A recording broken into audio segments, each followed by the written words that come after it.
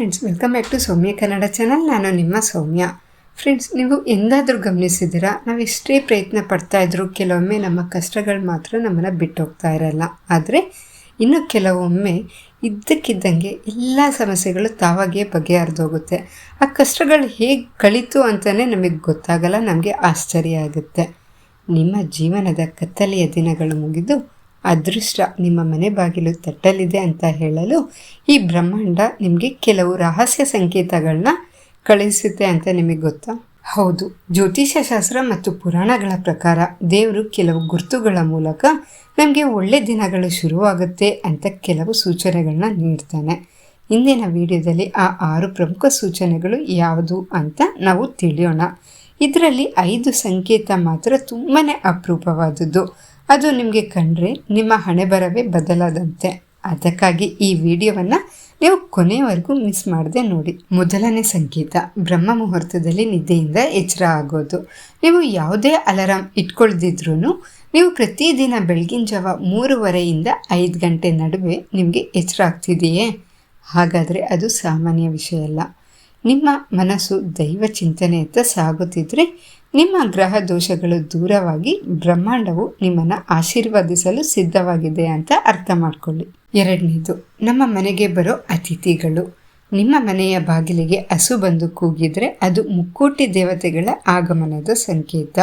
ಅಷ್ಟೇ ಅಲ್ಲ, ಕಪ್ಪು ಇರುವೆಗಳು ಗುಂಪಾಗಿ ಬಂದು ನಿಮ್ಮ ಮನೆಯಲ್ಲಿ ಆಹಾರವನ್ನು ಕೊಂಡೊಯ್ಯುತ್ತಿದ್ರೆ ಲಕ್ಷ್ಮೀ ದೇವಿಯು ನಿಮ್ಮ ಮನೆಗೆ ಬರ್ತಿದ್ದಾಳೆ ಅಂತ ಅರ್ಥ.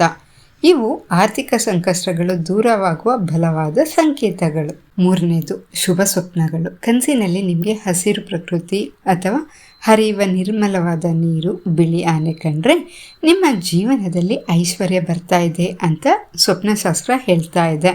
ಮುಖ್ಯವಾಗಿ ನೀವು ಯಾವುದಾದ್ರೂ ದೇವಾಲಯಕ್ಕೆ ಭೇಟಿ ನೀಡಿದಂತೆ ನಿಮಗೇನಾದ್ರು ಕನಸು ಬಿದ್ದರೆ ನಿಮ್ಮ ಕಷ್ಟಗಳೆಲ್ಲ ಆ ದೇವರೇ ಬಗೆಹರಿಸ್ತಾನೆ ಅಂತ ನಂಬಿ. ನಾಲ್ಕನೇದು, ದೈವಿಕ ಶಬ್ದಗಳು. ನೀವೇನಾದರೂ ಪ್ರಮುಖ ಕೆಲಸದ ಮೇಲೆ ಏನಾದರೂ ಹೊರಗಡೆ ಹೋಗಬೇಕಾದ್ರೆ ಅಚಾನಕ್ಕಾಗಿ ದೇವಸ್ಥಾನದ ಗಂಟೆಗಳ ಸದ್ದು ಅಥವಾ ಶಂಖನಾದ ಏನಾದ್ರು ಕೇಳಿಸಿದ್ರೆ ಆ ಕೆಲಸ ಖಂಡಿತವಾಗಿಯೂ ಯಶಸ್ವಿಯಾಗುತ್ತೆ. ಇದು ಪ್ರಕೃತಿ ನಿಮಗೆ ನೀಡ್ತಾ ಇರೋ ಗ್ರೀನ್ ಸಿಗ್ನಲ್. ಇನ್ನು ಐದನೇದು, ಎಲ್ಲಕ್ಕಿಂತ ತುಂಬಾ ಮುಖ್ಯವಾದದ್ದು, ನಿಮ್ಮ ಮನಸ್ಥಿತಿಯಲ್ಲಿ ಬದಲಾವಣೆ. ಹಿಂದೆ ನಿಮ್ಮನ್ನು ನೋಯಿಸಿದವರನ್ನು ಈಗ ನೀವು ನೋಡಿ ಕೋಪಗೊಳ್ಳದೆ ಅವನ್ನ ಕ್ಷಮಿಸೋ ಗುಣ ಬೆಳೆಸ್ಕೊತಾ ಇದ್ದೀರಾ? ಯಾವುದಕ್ಕೂ ನೀವು ಆತಂಕ ಪಡದೆ ಪ್ರಶಾಂತವಾಗಿ ಇರಲು ಸಾಧ್ಯವಾಗ್ತಾ ಇದೆಯೇ? ಹಾಗಾದರೆ ನಿಮ್ಮ ಅಂತರಾತ್ಮ ದೈವತ್ವಕ್ಕೆ ಹತ್ತಿರವಾಗ್ತಾ ಇದೆ ಅಂತ ಅರ್ಥ ಮಾಡ್ಕೊಳ್ಳಿ. ನಿಮ್ಮ ಗ್ರಹಗತಿಗಳು ಅನುಕೂಲಕರವಾಗಿ ಬದಲಾದಾಗ ಮಾತ್ರ ಇಂತಹ ಸಾತ್ವಿಕ ಗುಣಗಳು ಬರುತ್ತೆ. ಕೊನೆಯದಾಗಿ ಆರನೇದು, ಅನಿರೀಕ್ಷಿತ ಸಹಾಯ. ನೀವು ಯಾವುದಾದರೂ ತುಂಬಾ ಕಷ್ಟದಲ್ಲಿ ಇರಬೇಕಾದ್ರೆ ನಿಮಗೆ ಪರಿಚಯನೇ ಇರಲ್ಲ, ಅಂತಹ ವ್ಯಕ್ತಿ ಬಂದು ನಿಮಗೆ ಸಹಾಯ ಮಾಡಿದಾರಾ? ಅದು ಸಾಕ್ಷಾತ್ ಆ ದೇವರೇ ನಿಮಗೆ ಕಳುಹಿಸಿದ ಸಹಾಯ ಅಂತ ಅರ್ಥ ಮಾಡ್ಕೊಳ್ಳಿ. ನಿಮ್ಮ ಕಷ್ಟ ಕಾಲ ಮುಗೀತು ಅನ್ನೋದಕ್ಕೆ ಇದು ಬಲವಾದ ಸಾಕ್ಷಿ. ಈಗ ನಾನು ಹೇಳಿದ 6 ಸಂಕೇತಗಳಲ್ಲಿ ನಿಮ್ಗೆ ಯಾವುದಾದ್ರೂ ಒಂದು ಸಂಕೇತ ಆದರೂ ಗೊತ್ತಾಗ್ತಾ ಇದೆಯಾ? ಹಾಗಿದ್ರೆ ನೀವು ನನಗೆ ಕಮೆಂಟಲ್ಲಿ ತಿಳಿಸಿ. ಈ ವಿಡಿಯೋ ನಿಮಗೆ ಇಷ್ಟ ಆಗಿದರೆ ಪ್ಲೀಸ್ ಲೈಕ್ ಮಾಡಿ. ಹಾಗೆ ನಿಮ್ಮ ಫ್ರೆಂಡ್ಸ್ ಆ್ಯಂಡ್ ರಿಲೇಟಿವ್ಸ್ ಎಲ್ಲರಿಗೂ ಶೇರ್ ಮಾಡೋದನ್ನು ಮಾತ್ರ ಮರಿಬೇಡಿ.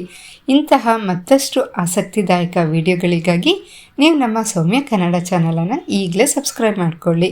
ಮತ್ತೊಂದು ಯೂಸ್ಫುಲ್ ವಿಡಿಯೋದೊಂದಿಗೆ ನಾವು ಮತ್ತೆ ಸಿಗೋಣ. ಅಲ್ಲಿವರೆಗೆ ನಮಸ್ಕಾರ. ನಾನು ನಿಮ್ಮ ಸೌಮ್ಯ.